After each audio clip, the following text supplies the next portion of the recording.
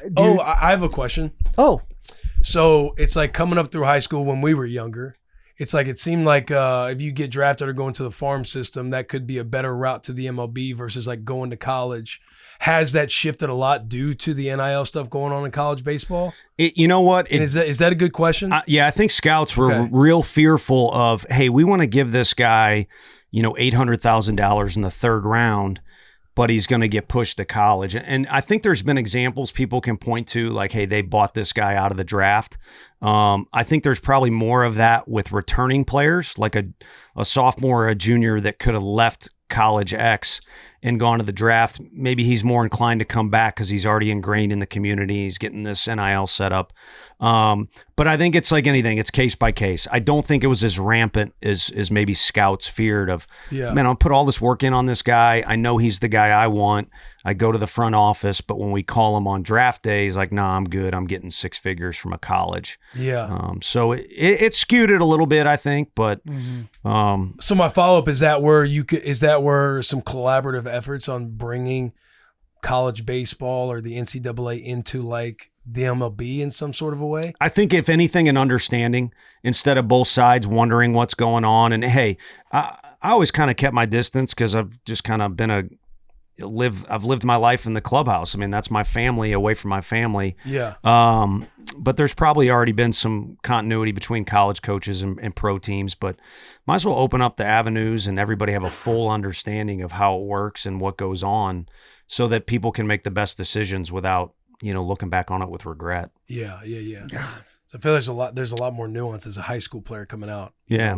Potential to get drafted, potential to go make a lot of money in college. And yeah, it's still so. The development in a certain organization that you might want. Like, I'm just assuming here, like if I'm a player and you're a massive fan of you or development of you, and you could get a call coming out on draft day and you're kind of stuck between a rock and a hard place of wanting to go into this organization, but getting a lot more big dollars to go play college baseball, I could just see where it's a very nuanced decision that an entire family is making. I think it can be an X factor. At the end of the day, I think a lot of decisions are made ahead of time, and it's like maybe a fallback on something like that.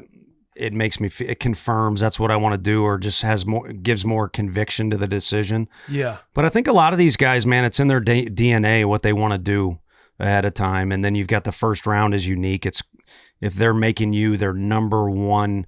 They're committed to you more than any other player in that draft class to make it to the big leagues. It's hard to say no. And of course there's finances that come with it, but I think there's very few swing guys where you can change their mind. I think more times than not, it's kind of in the DNA, so to speak, what a guy wants to do. I appreciate you being open. I'm very ripe when it comes to all this baseball talk. Yeah. Same. How long, if someone's picked in the first round, what is like the average amount of time it takes them to get to the big leagues? Yeah, I mean, we've got a kid now that it'll be interesting to coach him because he said no to us and committed to Alabama. But Bryce Eldridge is a guy who's, 21 years old probably and has already seen what it looks like in the big leagues. So again, that sequence can happen different for various guys, but to go from high school to the big leagues, you got your outliers like Brett Anderson was a left-handed pitcher, and Andrew Jones, who can make it at year 20, 21. But I think on average, it's probably 6-7 years. God. Really? So, and again, I'm throwing that out. All this stuff is just my vantage point. There's other people you could bring on that are either have varying opinions or are different experts. That's CYA.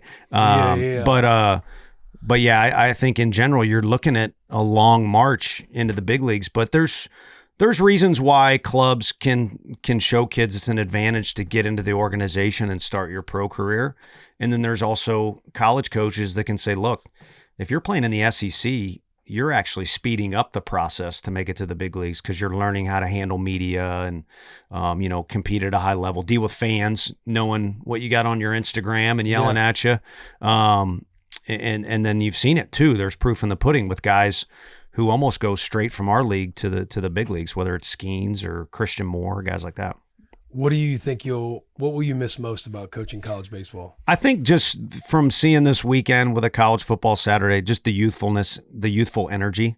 Having said that, there's a donor who lives here, really good dude. I'm watching Game 7 of the Blue Jays Mariners, and he's texting me because it kind of gotten hot and heavy at this point. You're better around kids and that energy thing. And I'm watching the game, and I get that and I agree with it. But if you were watching Mariners versus Blue Jays Game 7, and you don't see two dugouts full of kids.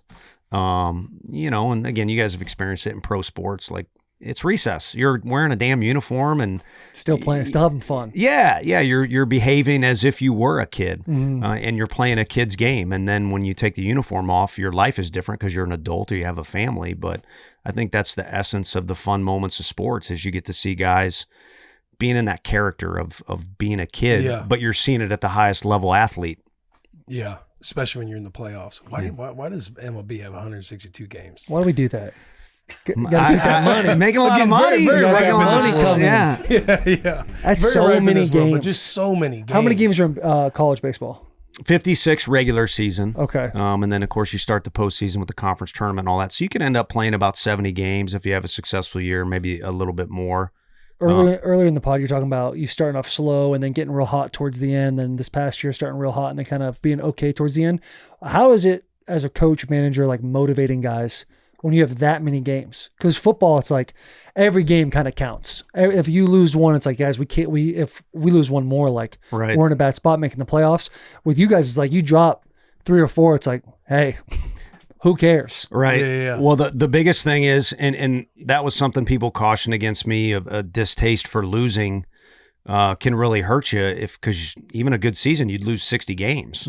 So you better learn how to deal with that. And again, I haven't personally experienced it, but on the college level, even at 56 games, it's like, we beat Alabama. Coach Heupel's good enough to have me in the locker room, and the guys have cigars and things like that.